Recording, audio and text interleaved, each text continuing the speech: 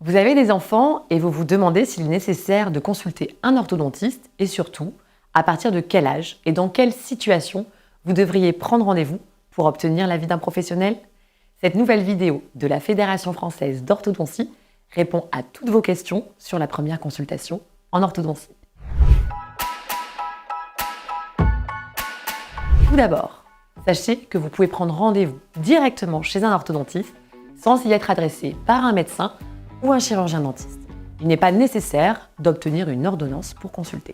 Le début d'un traitement orthodontique chez l'enfant varie selon le type de problème qu'il peut présenter, chaque individu étant différent. En cas de doute, il est recommandé de consulter dès l'âge de 4 ans, mais en règle générale, la première consultation chez l'orthodontiste doit se dérouler entre 7 et 9 ans. Elle consiste en un examen clinique pour évaluer la nécessité d'un traitement et l'âge idéal auquel il faut intervenir. S'il est trop tôt pour commencer un traitement, des visites de suivi vous seront proposées par votre orthodontiste afin de surveiller la croissance de votre enfant. Afin d'obtenir une prise en charge du traitement de votre enfant par la sécurité sociale, le traitement doit débuter avant la date anniversaire de ses 16 ans.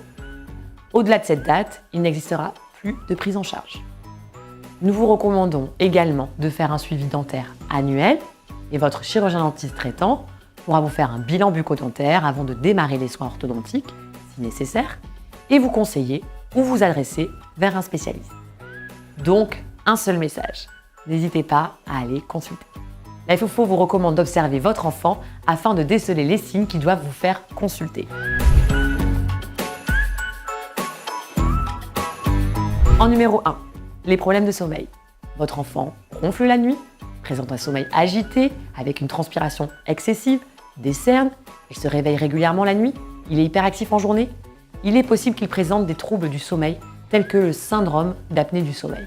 Chez l'enfant, celui-ci peut souvent passer inaperçu et avoir des conséquences sur la forme de ses mâchoires ainsi que sur sa croissance. L'orthodontiste pourra en faire le diagnostic et vous adresser en complément d'un traitement orthodontique vers un ORL pour une prise en charge globale et permettre à votre enfant de grandir en bonne santé.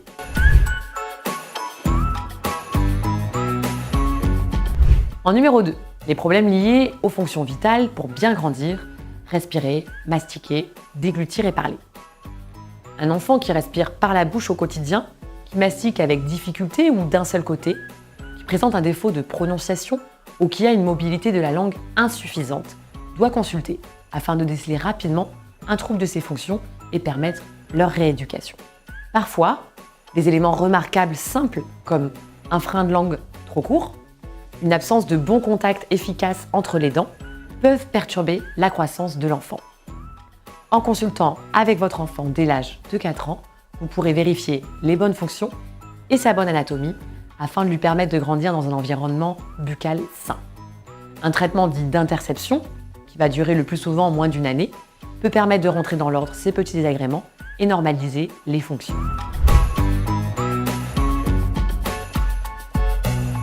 En numéro 3, les troubles de l'occlusion. Il y a 3 grands problèmes de l'articulé dentaire que vous pouvez retrouver chez votre enfant et qui doivent vous alerter pour consulter. Un problème dans la dimension transversale. L'articulé dentaire sain constitue tout simplement une boîte avec son couvercle. Le haut doit recouvrir le bas. S'il y a un défaut de croissance d'une des 2 mâchoires, on peut retrouver une occlusion inversée sur l'un des côtés, voire les 2 côtés, comme sur la photo.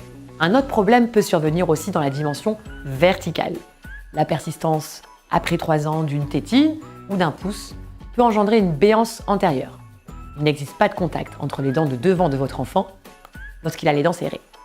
Dans ce cas, un orthodontiste pourra vous accompagner dans l'arrêt de cette succion et vous conseiller sur la nécessité d'un traitement ou non. Enfin, votre enfant peut présenter un problème dans la dimension antéro-postérieure, des dents supérieures projetées vers l'avant, qui augmente le risque de fracture des incisives, par exemple lors d'une chute ou d'un coup.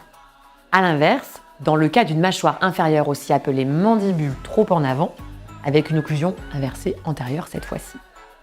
Il est recommandé de corriger les directions de croissance des mâchoires de votre enfant dès le plus jeune âge, afin de lui permettre de grandir avec un profil équilibré. La FFO vous recommande vivement de consulter avant l'âge adolescent. En effet, le plus souvent en consultant tôt, les traitements seront plus simples, plus rapides et plus efficace, car le jeûne est encore en croissance. Alors une fois de plus, si vous avez le moindre doute, allez consulter un orthodontiste. Merci d'avoir regardé cette vidéo et à bientôt!